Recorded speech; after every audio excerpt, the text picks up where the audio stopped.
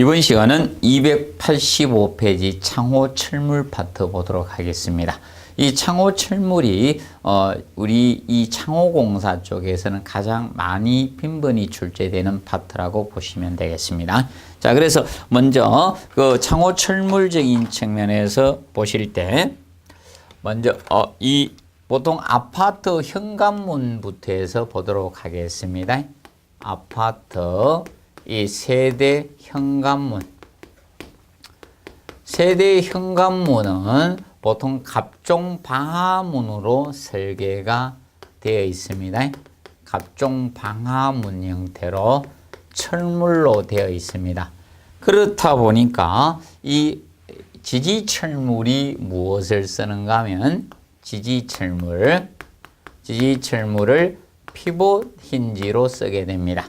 그래서 우리 교재에서 보시면 2번에 피봇 힌지가 나오고 있을 겁니다. 피봇 힌지.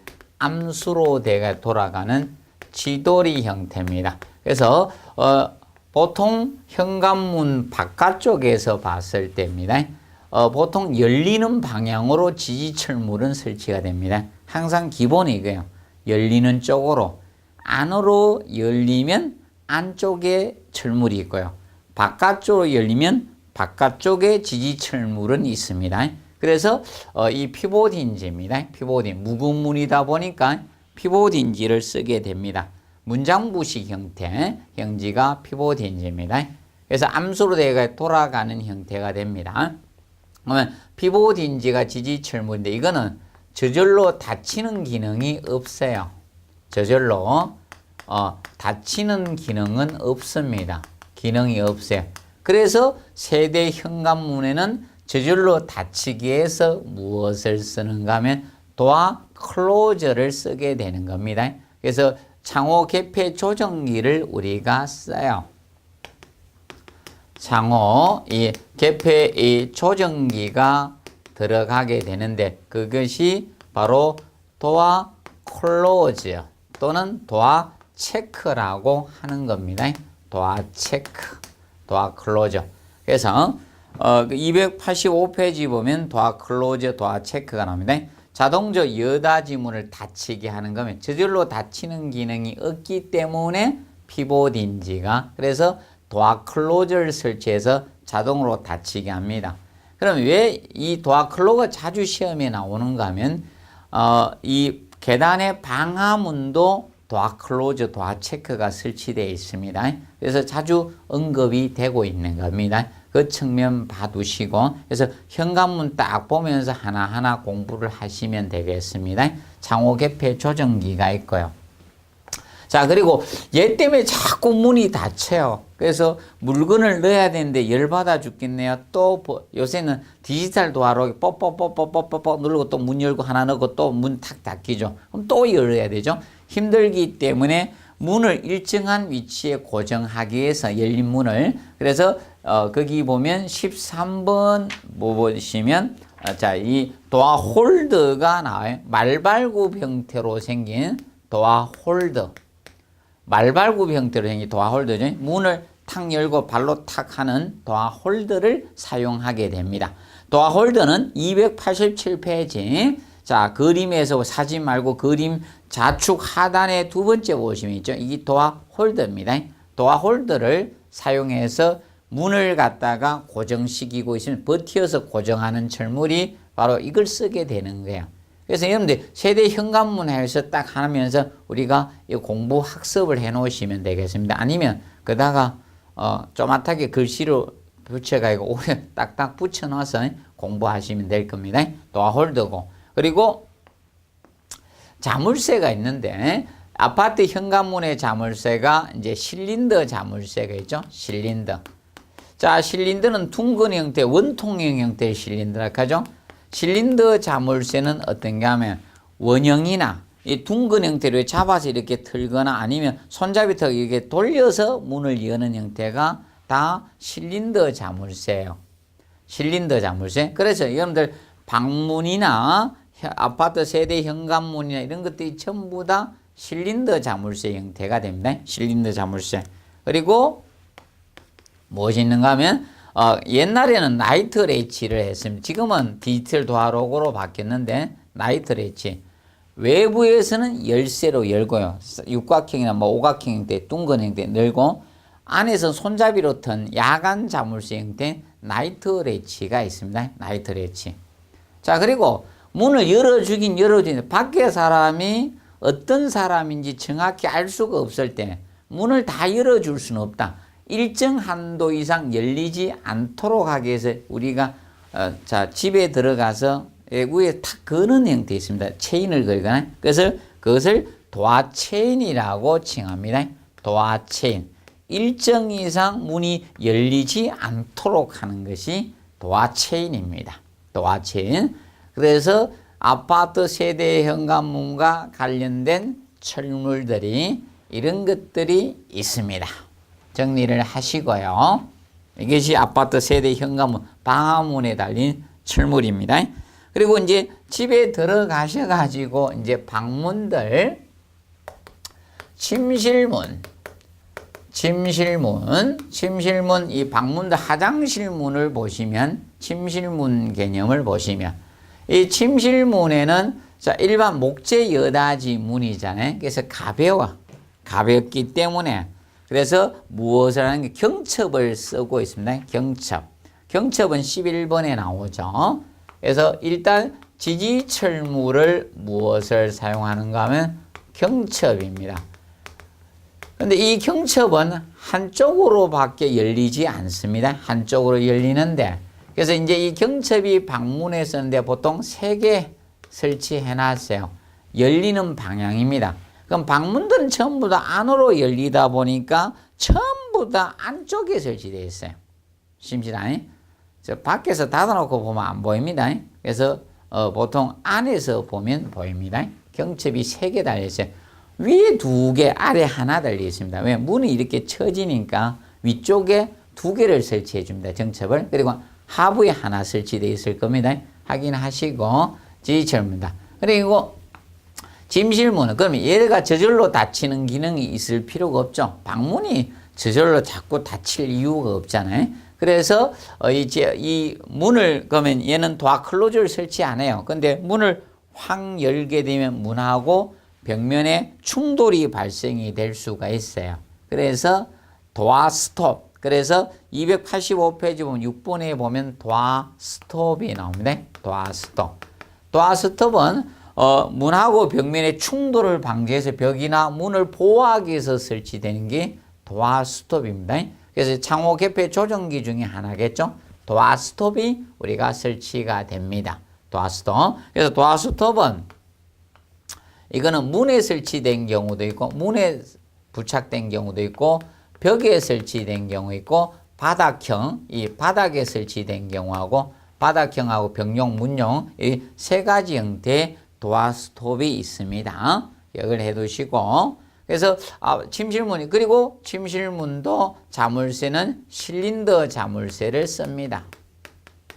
실린더 자물쇠가 사용되면 그래서 침실하고 관련된 자에서 철물들이 여닫입니다. 그러면 사실 현관문의 침실문은 전부 다 여닫이죠.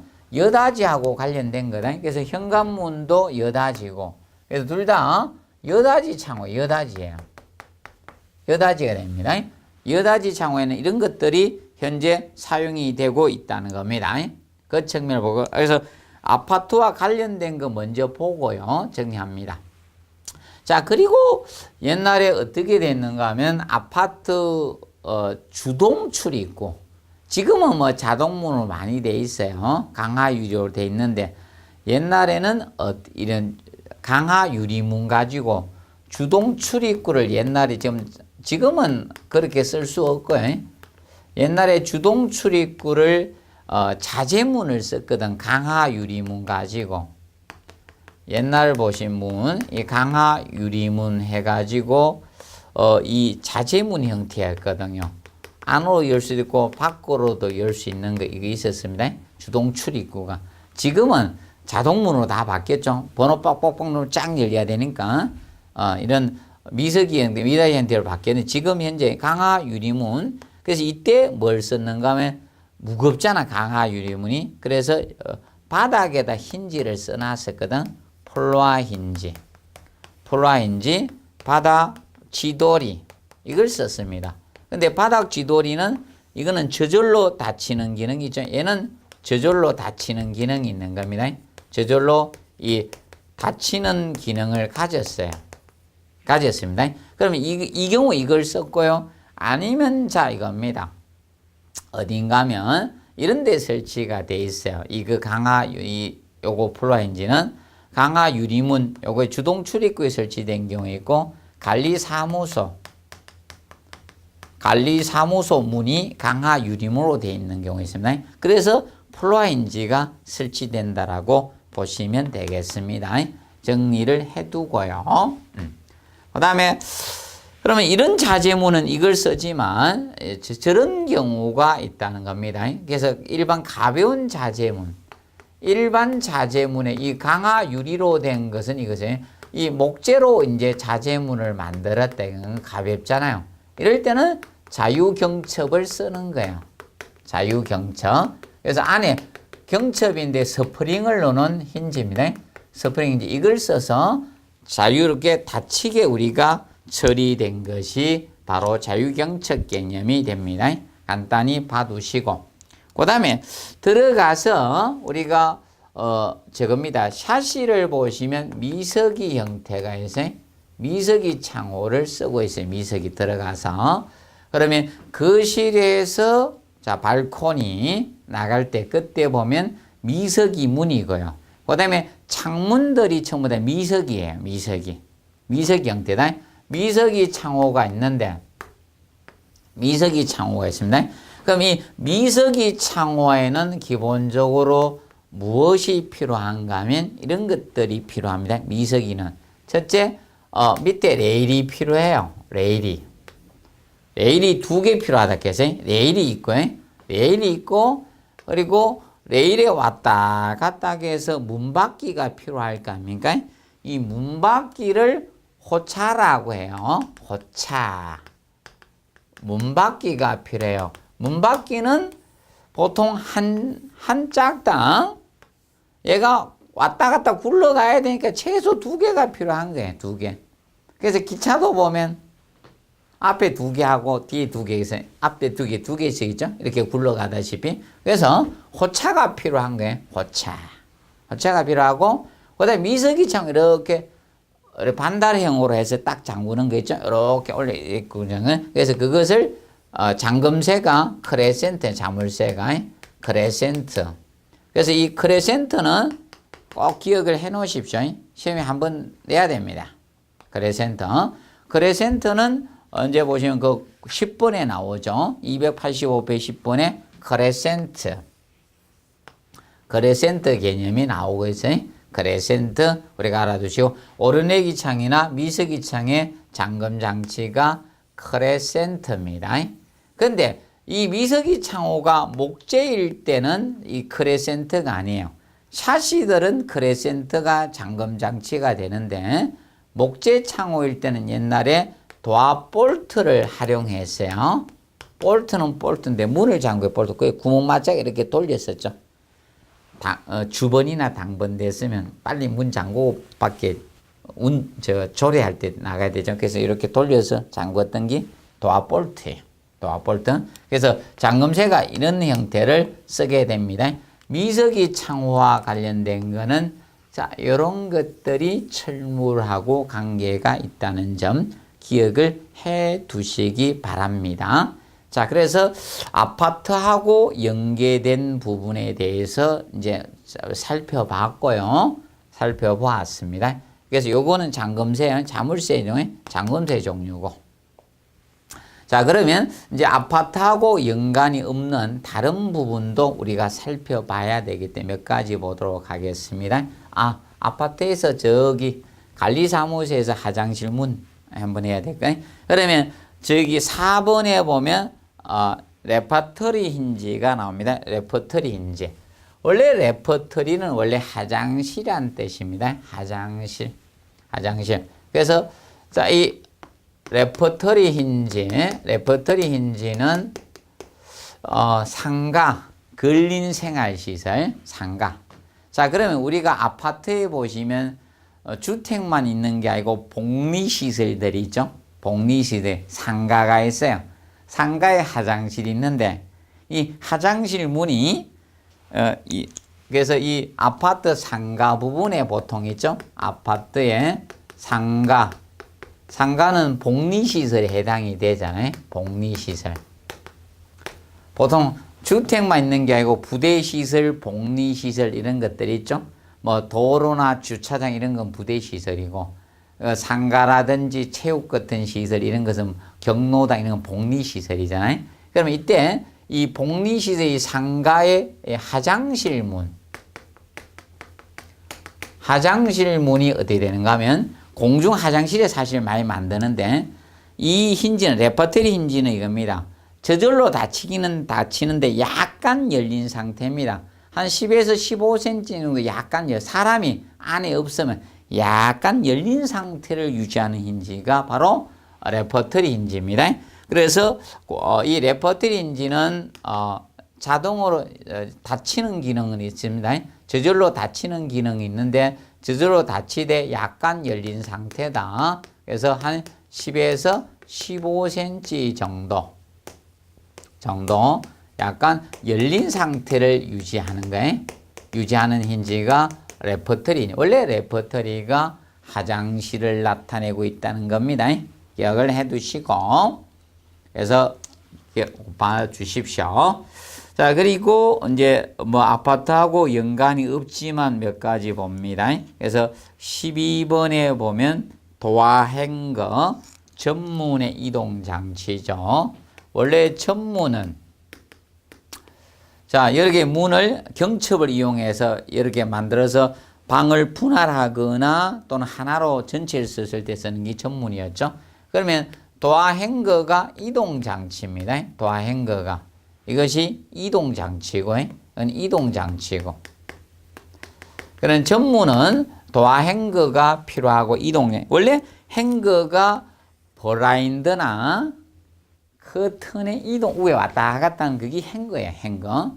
그런데 문에 이동한다 해서 도화입니다. 도화. 문의 이동장치라 해서 도화행거. 그래서 도화행거가 필요하고, 근데 전문은 문을 만들기 위해서 병풍처럼 만들기 위해서 경첩이 필요한 게 딱딱 접히게 하기 위해서 경첩이 필요하고 그리고 자 전문에 이동하기 위해서 자유도로래가 필요해요. 자유도로래 이런 것이 전문하고 관련된 철물들입니다. 전문. 그래서 정리를 해 두시기 바랍니다.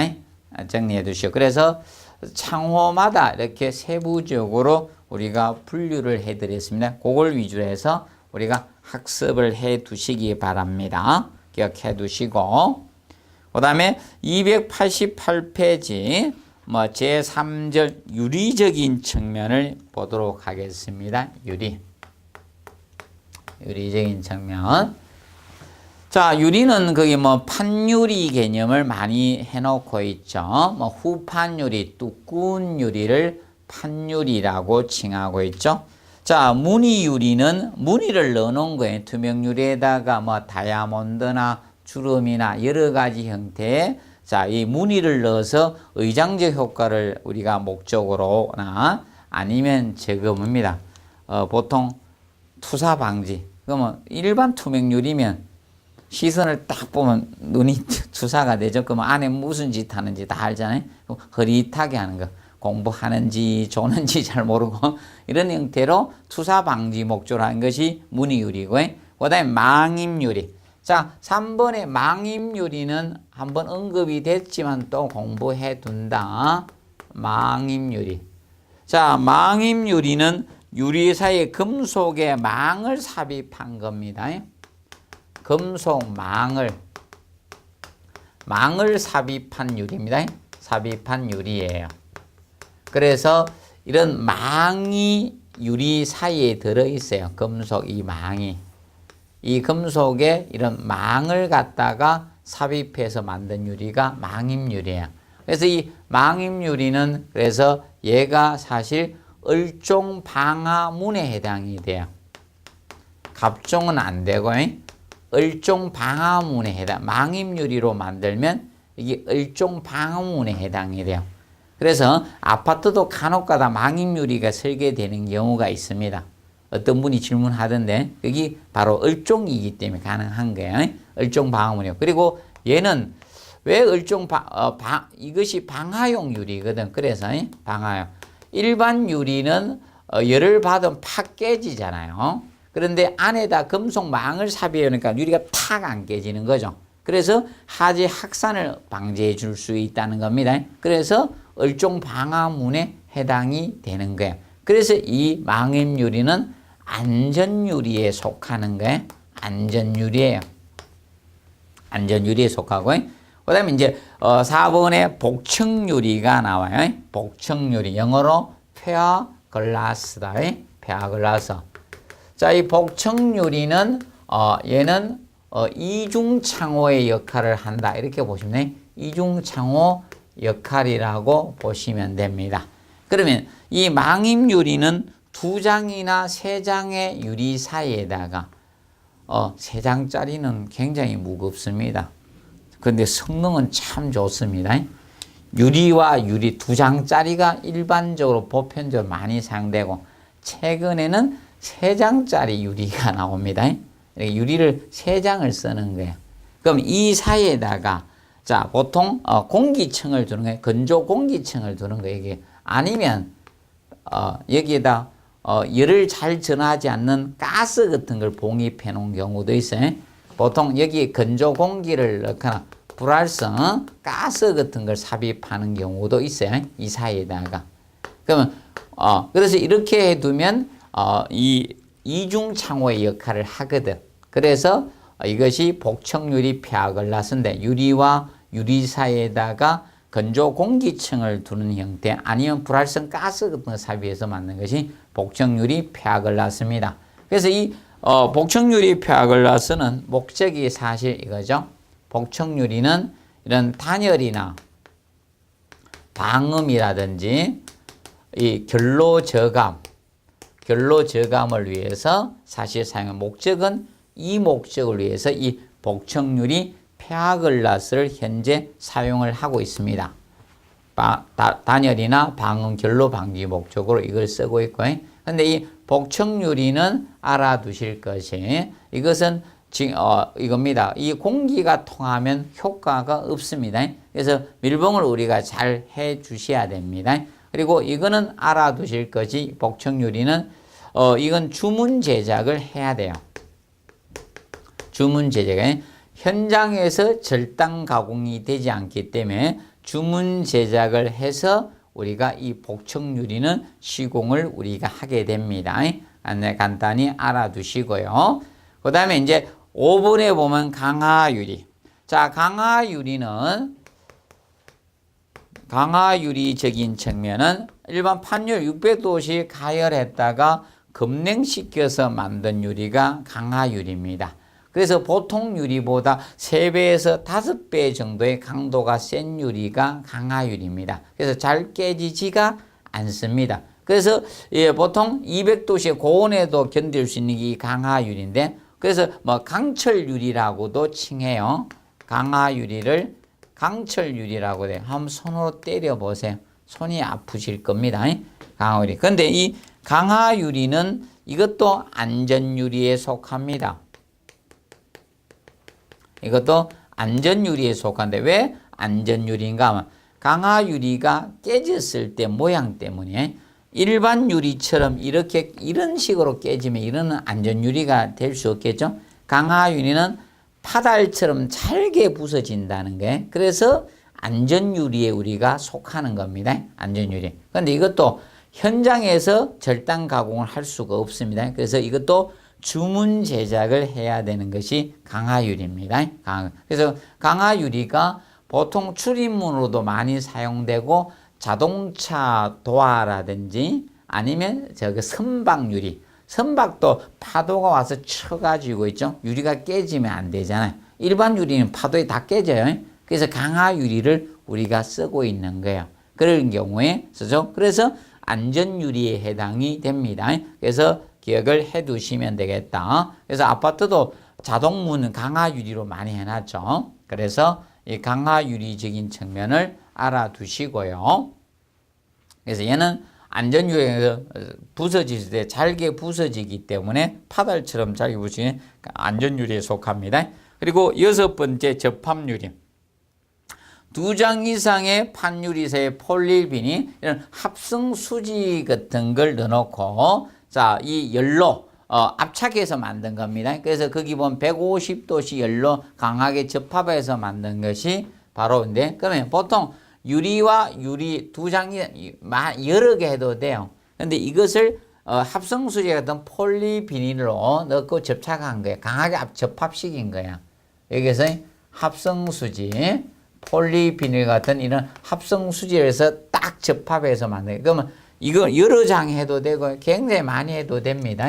2장 이상입니다. 유리, 이것이 접합유리인데, 그러면 이 접합유리는 안에다가 폴리비닐 같은 합성수지를 넣어놨거든. 폴리비닐 같은 합성수지를 넣어놨기 때문에 깨지더라도 얘가 파가 안 깨지는 거야. 그래서 여러분들 자동차 유리도 어떻게 박아버리면 유리가 안 떨어지도록 해놨죠. 옛날은 팍 깨지도 잘게 부서지도록 해놨는데 최근에 유리를 보면 깨지더라도 유리가 붙어 있습니다. 안 떨어지고 합성수지 딱 붙어요. 그래서 보통 유리가 이런 목적으로 제작된 것이 안전유리죠. 그래서 접합유리도 안전유리에 속합니다. 안전유리에 속하고요. 그리고 이 접합유리를 강화유리나 아니면 굉장히 여러 개 하면 이것이 방탄유리가 되는 거예요. 방탄유리가. 그래서 이거를 여러 장 굉장히 많이 하면 방탄유리가 될 수 있고요. 그리고 강화유리 가지고 합유리화 만들면, 접합유리화 만들면 그것이 방탄유리 형태가 된다라고 보시면 되겠습니다. 그 측면 간략히 봐두시고, 그 다음에 뭐 착색유리, 유리의 색채를, 각종 색채를 띠게 만든 유리가 착색유리고요. 그 다음에 내열유리는 열에 높은 온도에 견딜 수 있도록 내열성을 강하게 만든 유리가 내열유리가 될 거고요. 그 다음에 뭐 X선 차단유리라든지 아니면 뭐 이런 거는 아파트하고 별로 관련이 없기 때문에 뭐 간략히 한번 읽어 두시고, 근데 10번에 자외선 투과유리.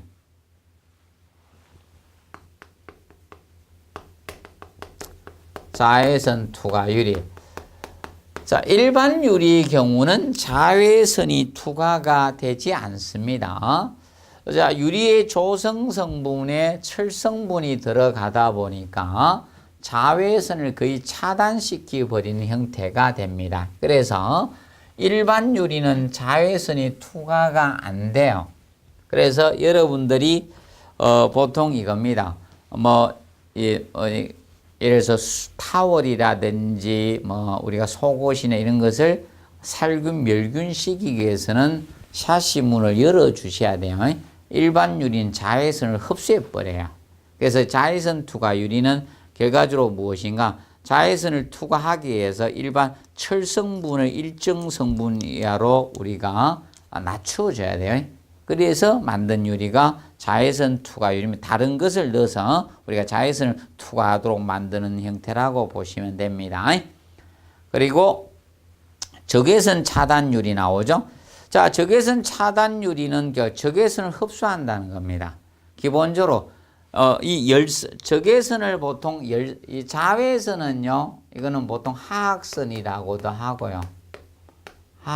하악선이라고도 하고, 이거는 자외선은 살균이라든지, 있죠? 이런 거 하기 위해서 소독, 살균 소독 개념으로 쓰는 것이 자외선이고, 그런데 열선, 적외선이죠? 온도를 햇볕에는 이 온도를 올리는데, 열을 올리는데 들어가는 게 빨래 건조를 막는 이런 것이 적외선 열선이거든요. 그래서 열선을 갖다가 흡수하는 유리다 이겁니다. 그래서 열선을 흡수유리인 적외선 차단유리 개념, 이것은 어느 경우가 하면요, 저런 경우에 쓰면 적합해요. 부엌이 서쪽에 있을 때 석양이 열선이 들어오면 뭐 어떤 문제가 생기는가 하면 부엌 내에 음식이 따뜻해지면 음식이 상할 수 있죠. 그럴 때 적합한 유리가 적외선 차단유리라고 보시면 된다. 그리고 방탄유리는 함유리, 그래서 접합유리죠. 함유리를 두껍게 하거나 강화유리를 하게 되면, 그래서 접합유리를 줄여서 함유리라고 하거든요. 뭐 또는 합판유리라고도 하고요. 그것이 방탄유리가 되고, 그런 여러분들이 이겁니다. 거기에서 뭐 망임유리라든지 강화유리, 접합유리나 방탄유리 이런 것들이 안전유리에 속하게 됩니다. 간단히 봐두시고, 그 다음에 13번에 로이유리가 나옵니다. 자, 로이유리는 일반적으로 로 에미시비지 그래스의 그 약자 따서 L 로는 그따 쓰고 에미시비지 E를 따서 로 E라고 칭한 거예요. 로 E. 에너지 절약유리를 목적으로 하죠. 보통 로이유리는 자, 이 목적입니다. 자, 외부에서 태양 광선이 그대로 다 들어오면 실내가 더워집니다.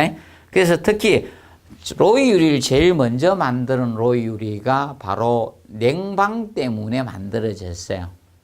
자, 최근에 건축물들이 왜 사무소, 오피스텔 이런 것들이 어떻게 됩니까? 외부를 유리 가지고 커튼홀로 많이 조립을 해요. 근데 냉방할 때 태양열이 유리를 다 뚫고 들어오면 실내 온도가 올라가잖아요. 그럼 냉방비가 막대하게 들어가는 거예요.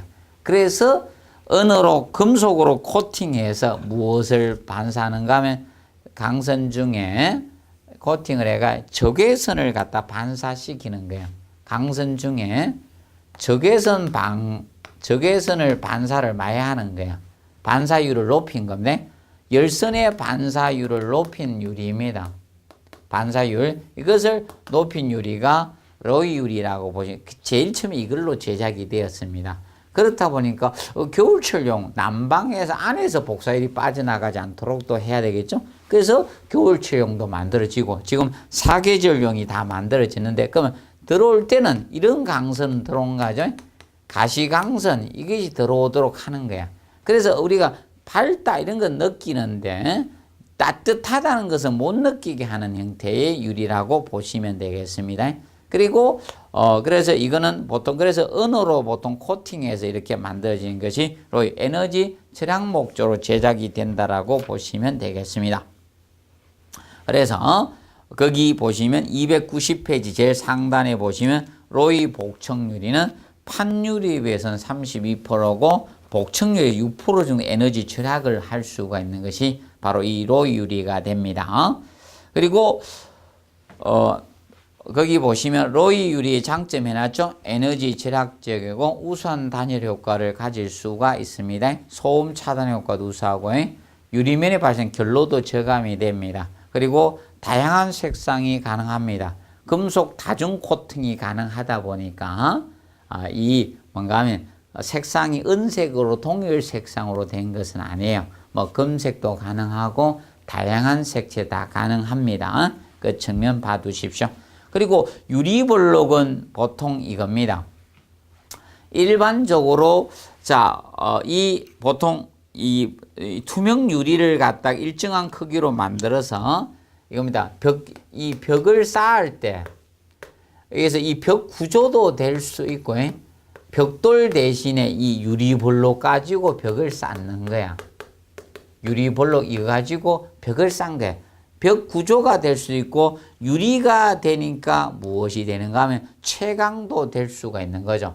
구조도 되면서 채광, 햇볕도 들어오는 거예요. 채광. 이런 목적으로 우리가 그리고 뭐 장식적 효과도 가질 수 있고요.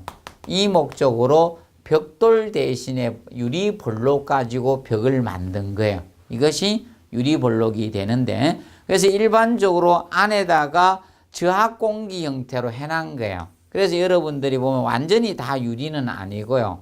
사각형으로 이렇게 만들었는데 그럼 안쪽에 중앙 부분은 70%는 안에 비었어요. 보통 저압공기로 충전해 놓은 상태, 밀봉해 놓은 거 밖에 되고 안에는 공동부라 보시면 공간이에요. 그렇게 만드는 것이 바로 유리블록입니다. 그렇다 보니까 얘는 보통 벽돌에 비해서 열 전도율이 적어요. 한 4분의 1 정도밖에 안 되기 때문에 얘는 단열 효과도 일반적으로 있다라고 보시면 되겠습니다. 구조도 되면서 채광 장시 효과가 되고 열을 차단하는 효과도 가질 수 있는 게 유리볼록입니다. 간단히 봐두시고 그 다음에 시방서 부분에 대해서 살펴보도록 하겠습니다. 시방서는 한번 출제가 되었었습니다. 그래서 1번에 실란트 작업의 상대 습도 90% 이상이면 작업을 중지합니다. 자, 그런데 우리가 저 앞에서 실링제 공사할 때, 실링 방수할 때 실링제 공사나 그는 85%였죠. 85% 기준이었고, 그 다음에 우리가 도장 작업할 때도 85% 초과였죠. 근데 이 실란트 작업은, 실란트는 틈새나 이런 데 때우는 작업을 하는 것을 실란트라 해요. 실란트 작업. 그래서 상대 습도가 90% 이상일 때 작업을 중지한다. 그래서 주의하세요. 85%가 아닌 90% 이상 개념이 됩니다. 요거는 주의해 주시고. 자, 그리고 보통 배수 구멍 우리가 필요하죠. 그래서 여러분들 샷시 보시면 그 문틀 밑에 보면 배수 구멍이 이렇게 뚫려 있어요. 그 물 비워도 문틀 바깥쪽으로 흐르도록 돼 있죠. 그 배수 구멍이 2개예요. 사람도 콧구멍 2개죠. 그래서 이것도 2개잖아요. 이번 하나 아니에요. 요 짝은 밑에 있으니까 기본이 구멍은 2개예요. 2개. 기억하시고. 그 다음에 이제 세팅 볼록은 이겁니다. 유리를 설치할 때 유리를 바닥에 놓고 이걸 이동하고 그러면 유리 밑에가 파손돼요. 그래서 밑에 받치는 것을 고정을 시키게, 그래 유리 이동이 쉬워요. 그래서 밑에 받치는 것을 세팅 볼록이라 해요. 그리고 운반 및 보관에서는 복층 유리는 20매 이상을 겹쳐서는 안 됩니다. 20매 이상 겹쳐서 적재해서는 안 되고요. 그리고 절단은 우리가 알을 때 유리를 절단할 때는 절대 정확한 치수만큼 절단해서는 안 돼요. 그래서 안치수부터 약간 짧은 치수 1.5에서 2mm 짧은 치수로 절단을 해야 돼요. 정확히 절단해가 넣으면 너타가 깨져요. 잘못하면. 그래서 약간의 충격 흡수는 공간이 조금 필요해요. 그래서 1.5에서 2mm 정도 짧은 치수로 절단한다는 걸 꼭 기억하세요. 그리고 가스켓이 원래 발음상 게스켓인데 보통 가스켓이라고 교수님이 많이 씁니다. 그래서 유리를 고정시키는 거죠.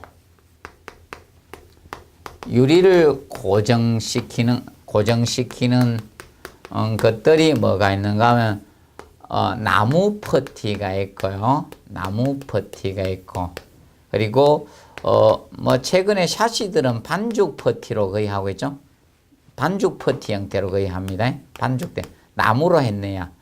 퍼티가 원래 그 틈새 이런 거 메우는 작업하는 게 퍼티잖아요. 반죽 퍼티로 하거나 아니면 가스켓.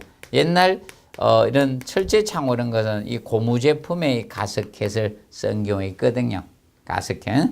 그래서 이제 이 가스켓 가지고 이제 시험이 나왔는데, 가스켓은 정형 제품이죠. 얘도 그래서 이건 정형 제품에 해당이 되거든요. 정형 제품. 그래서 이제 가스켓 시공 일반상에 대해서 다루고 있습니다. 가스켓은. 그래서 한 면은 부드러운 거 쓰고, 자, 다른 면은 견고한 거 쓰게 됩니다. 그래야지 이 가스켓을 끼우기가 쉽습니다. 아니면 힘들어요, 공사가. 그래서 한쪽은 견고한 거, 한쪽은 부드러운 걸 써야 돼요. 부부도 둘 다 부드럽거나 둘 다 강하면 안 됩니다. 한쪽은 부드럽고 한쪽은 강한 거야 됩니다. 그리고 두 번째, 가스켓은 유리변의 각 길이보다 약간 길게 절단해야 돼요. 짧으면 안 돼요. 얘는 길고. 유리를 절단할 때 약간 짧은 치수로 절단하고요. 가스켓은 약간 길게 하셔야 됩니다. 그리고 중앙에서 모서리 쪽으로 해야 돼요. 모서리 중앙으로 하면요, 툭 튀어나와요.